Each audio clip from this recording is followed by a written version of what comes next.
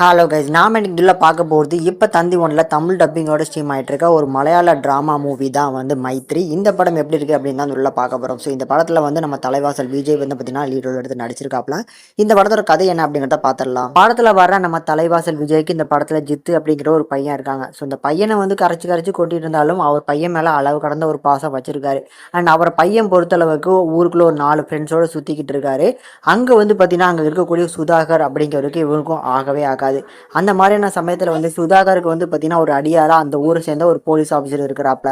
அப்படி அந்த police officer வச்சு இந்த பையனுக்கு என்னென்ன குறைச்சல் கொடுக்க முடியுமோ அது அப்பப்போ கொடுத்துட்டு இருக்கிறது உண்டு. ஒரு கட்டத்தில் அந்த சுதாகர் சொல்றாரு அப்படின்னு சொல்லி அந்த பையனை போலீஸ் ஸ்டேஷனில் பிடிக்க வச்சு அண்ட் ஆல்சோ வந்து பார்த்தீங்கன்னா முடியெல்லாம் வெட்டி சில விஷயங்கள் நல்லா போட்டு அடிக்கிறாப்ல. அதில் அந்த பையன் லாக்அப்லேயே டெத் ஆயிருதான். இதுக்கப்புறம் இந்த கதையில் நடக்கிற சம்பவங்கள் என்ன, இதுதான் வந்து படத்தோட செகண்ட் ஹாஃப் அப்படின்னு நீங்கள் நினச்சிருப்பீங்க. ஆனால் படத்தோட செகண்ட் ஹாஃபில் வந்து வேற கதைக்கு போகிறாங்க. அதுதான் வந்து படத்தோட ஒரு பெரிய ட்ராபேக்காக நான் பார்க்குறேன்.